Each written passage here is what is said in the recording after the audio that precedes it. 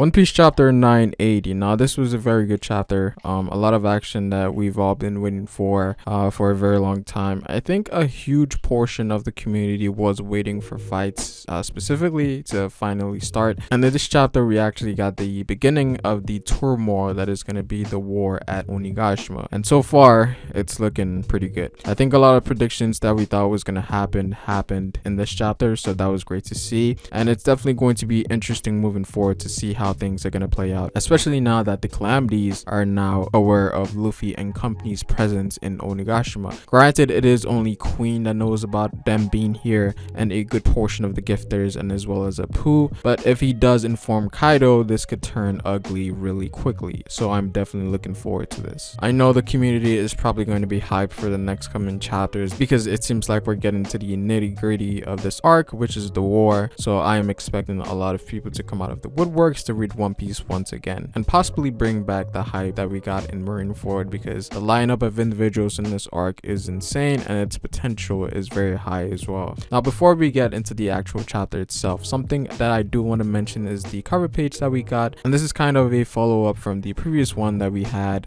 which was a very controversial cover page, by the way, with Pound being alive. Now from what I can gather from here is that Lola is most likely going to marry Gotti, and I think this is probably going to segue into Pound seeing his daughter getting married, so it's kind of a happy ending type of thing.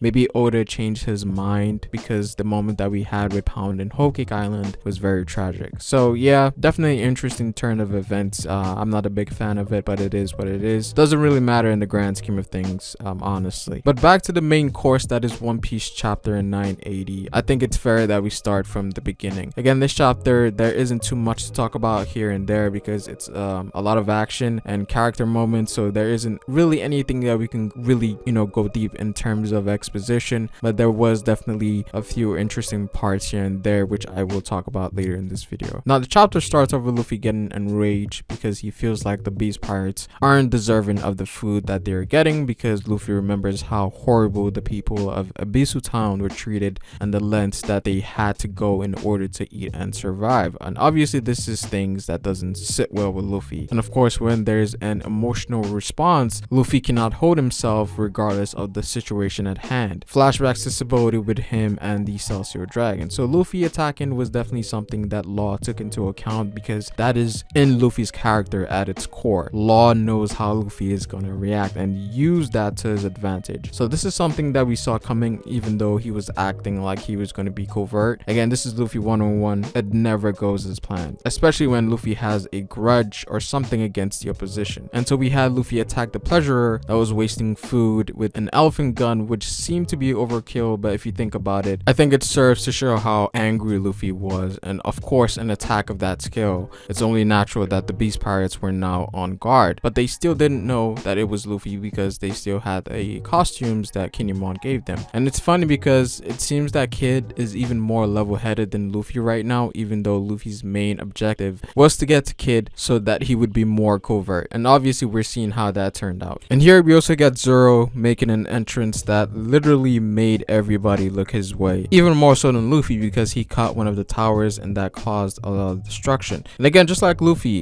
they are the reason why things are falling apart, even though the main objective was to get people to stay covert. And with Zoro, it's even worse because he's talking out loud, being totally oblivious to the fact that everyone can hear him. But again, this just goes back to how the Straw Hats operate in situations like this. This is how they've been ever since the start of the series. But seeing Zoro and Luffy in action was really great. Now initially I thought that Oda was gonna play with Zoro's gag a little bit more, potentially finding Kaido's son somehow somewhere, but maybe he does that later. But Zoro did find Luffy, and it seems that they're going to be together for a while, so I'm liking this a lot more than the usual split up scheme that happens in other arcs. And this makes a lot of sense as well, because from a manpower standpoint, the alliance is definitely on the lower side, so I think it makes sense that some of them will team up moving forward just because of the vast amount of individuals Kaido has on his side. And so because of Luffy and Zoro's actions, Apoo was able to spot them and identify them as members of the worst generation, which Queen was now aware of. But this also led to Kid to start aiming for Apoo because he feels like Apoo is responsible for what happened to him with Kaido and also to Killer. So again, this is a plot line that has been long due knew for a very long time, ever since the pre-time skip.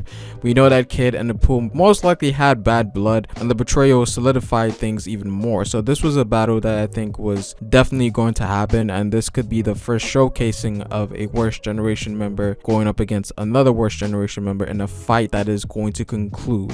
So there's going to be a clear winner in this fight, and I think given Kid's personality, I think it makes more sense that he would most likely kill Apoo, and again, that could be the first supernova that we see die in the story. So this is a fight that I think a lot of us are looking forward to, especially because we want to see more from Kid given his close portrayal to Luffy, and I think it's natural that a lot of us would like to see what he's truly capable of, and I think we're going to see a bit of that with this fight against Apoo. And of course, we do also want to see what Apoo is also capable of as well. So Apoo is definitely going to play his cards, but I think he definitely loses to Kid here, especially since Kid has more conviction behind why he wants to kill Apoo. So there's a lot there with Kid, and also because he's just stronger. But again, since Luffy and Zoro are also present here, we're not sure how things are going to turn out. But we do also have Queen there as well. We have a Calamity on here as well. So the battle against one of the Calamities might be a lot sooner than we think. So a very interesting turn of events, and I'm definitely looking forward to this. Now we also get something very interesting from Queen, and he makes a reference to the Flying Six, in which he thinks that one of them is going to lose their position today, and he specifically mentions that he's going to be fighting one of the Flying Six. And this is very interesting because if you guys remember in the chapter that we got introduced to the Flying Six, Who's Who brings up the possibility of Queen losing his position. So I'm starting to think that there might be something more between Who's Who and Queen. Maybe Queen was responsible for the death of Who's Who's pirate crew, because I always found it weird that Who's Who specifically mentioned Queen but not Jack. So apart from just taking their position, I think there might be something more personal when it comes to Who's Who and Queen, because Who's Who really wants to fight against an all-star for some reason, and I think it might be a personal one. So the plot line with the Flying Six is definitely getting more interesting. Now we also get to see some action between Apoo versus Luffy and Zoro, and surprisingly, not only was he able to knock Luffy out for a little bit, but he was also able to deal damage to Zoro, which had an effect on his mobility afterwards. So it is a very powerful ability. Again, this is mostly due to the fact that Luffy and Zoro don't really know how Apoo's Devil Fruit ability works, and even if they do know, how exactly do you stop sound from reaching you? I've always viewed Apoo's Devil Fruit to be one of the more hacks abilities amongst the supernova, because there doesn't seem to be a way to stop sound, right? And not only that, the attacks are invisible, so it seems like it's a very hard ability to counter. Now Brago mentioned something very interesting about sound and magnetism, so maybe Kid's ability can counter his ability to some regard. Hopefully we get more exposition on his Devil Fruit, because it's actually a very dope concept. Now here we also get to see Kid attack Apoo at the end of the chapter using a new attack called Punk Gibson, which is very similar to Luffy's Gear 3rd, but it seems it's more like Katakuri's power mochi, where he's able to control and form the mochi into a fist. In this case, he's using metal to control his fist from a distance. So it is very interesting. Perhaps he has more control over